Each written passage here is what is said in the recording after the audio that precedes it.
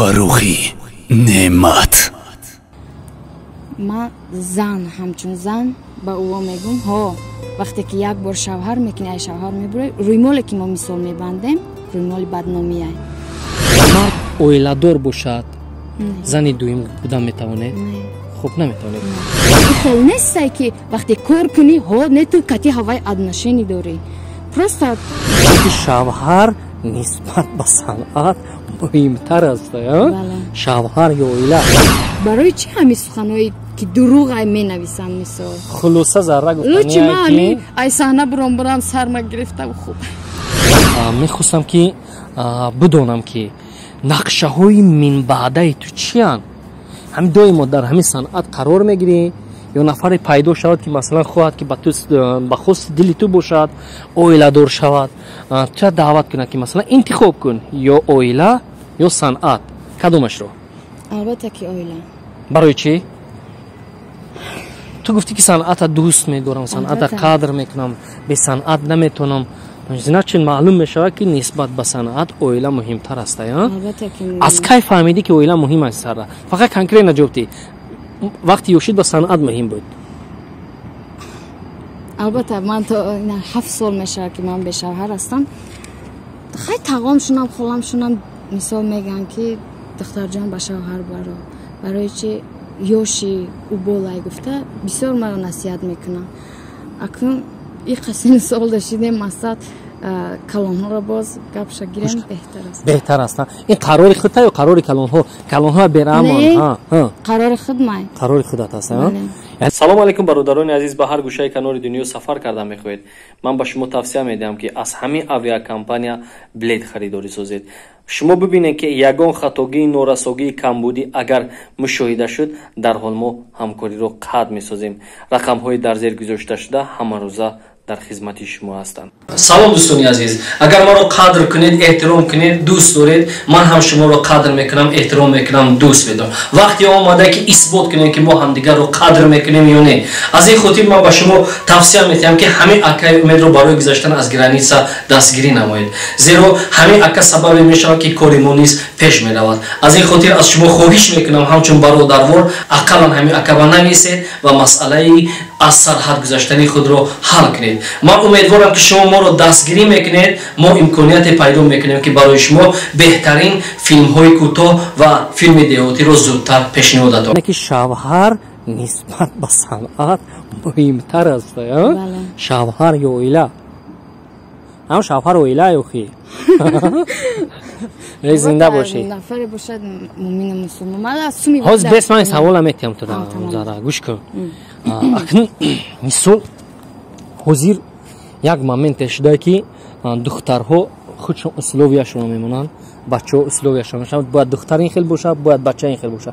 البته تو اون دختر یوشی نیستی که مثلا بزرگیریت فرقیت کند درسته گپم؟ وقتی که مثلا کایهو یک بار اویلادور شدید و صاحب فرزند هستید امتیازاتون کم میشوند در نزد بعضن کسا لیکن بعضن نفرایی هستن که قدری آدمگری را دونن یگان وقت آدم قدرش پستی چی وجود نداره. لیکن بزرگی ما همین خیلی طلب میکنه بعضن وقت میخواهید که شما اویلا برپا کنید مثلا اون مردی که دل شما میبرد اون مردی که شما میخواهید که در او خوشبختی خدا ببینید باید چه خیلی باشد. خب 1 2 3 4 5 خوب نمبر کنید. یکم مرد خدا ترس. خب با من پول مالی وای در کار بایگری وای من در کار نیست. چی داری پول خودت؟ نمی قانون خرم اوقاتی و خوشبخت باشم. امی قانون اوقاتی خری خوشبخت باشم. من فکر میکنم در اویلا اگر که امروز طلبات ها جاری نشن خوشبختی وجود ندارد. خب بگذارین فکرت باشد. خوب باز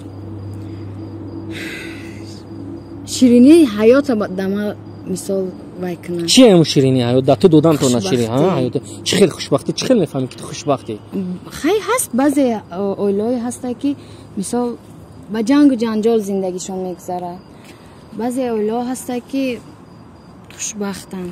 زارا دختر داری دخترچه داری چی من مثال نمیبیاری که همه فرزندی من رو پدری کنه. البته پدری کند هم محبتی که دیگر فرزندهاش به دورت دادن تواند. خب دیگر مرد اویلادور باشد زنی دویم بودن میتوانید؟ نه خب نمیتوانید. نه مرد اویلادار باشد از اویلش جدا باشد فرزندوش همراهش باشند قبول کردن میتوانید؟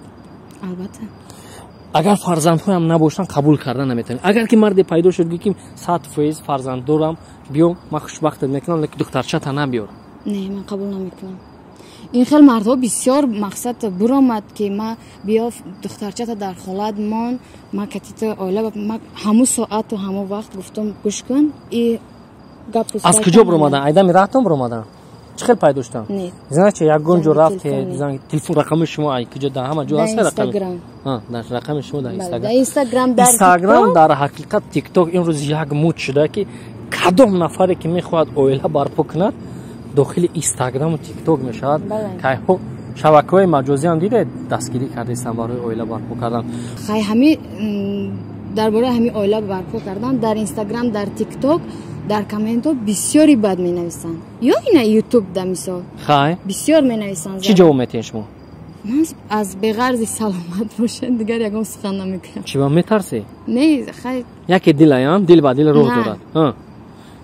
از این نه های شما معلوم است که که در دل شما کسی هست بگذار کسی باشد که شما خوشبخت کردن تواند بگذار کسی باشد که شما به قدرتون رسد. لیکن من یک چیز میخواهم من میخواهم که همان دردی به اوچگی و به پدری که قیند است نمیخواهم همون نفر مردی باشد که همون دخترچه شما خوشبخت کردن تواند. من همین قدر چی میخواهم خوشبختی شما در حالت دیده میشه که خوشبختی ما مردم توجیک همین خیلی هستیم که جان فقط برای فرزند میکنیم بعضا نفر ما لیکن بعضا نفر ما جان برای فرزند نه بلکه فرزندمون رو به چوه تیله میکنیم خودمون به دست خودمون بعد از اون حسود میخوریم کشکی که این خیل میشه او خیل میشه اون خیل میشد لیکن همه وقت خشت اول گر نهاد معمار کی است استو تا با آخر میرود دیوار کش. زارا جان لبای جو ما کار میکنیم درست؟ بله. محیط کاری البته جهت‌های منفی و مثبت خودش دارد. شما با همین کلکتیو هایی که کار میکنید نتیجه کار شما مثلا یا منفی ارزیابی میکنن با حالت بد با همین خیلی حادثه روبرو شده؟ بله. خوب وقتی اینا ما 5 سال میشه مثال همراه استادم توی میگردم من مثال وقتی که نه اومد کتیبه توی میگشتم بعضی انسان ها گفتن که ای عروسی و ای لیکن استادی ما وقتی ما توی میرم که استادی شما؟ دلیری ظریفی. خب وقتی ما توی میرم بودن نفرایی که می آمدن مثال میگفتن که نمره همین فیزا را بیتین مثال کتیش گپ زنیم فلان بیمدن استاد ما را میگفت که اکا جان ای جیان مای حتی در توی ما میریم او فامیلای ما رو نمیگیرن سایده ظریفی میگن البته سایده ظریفی میگن. چه فامیل شما؟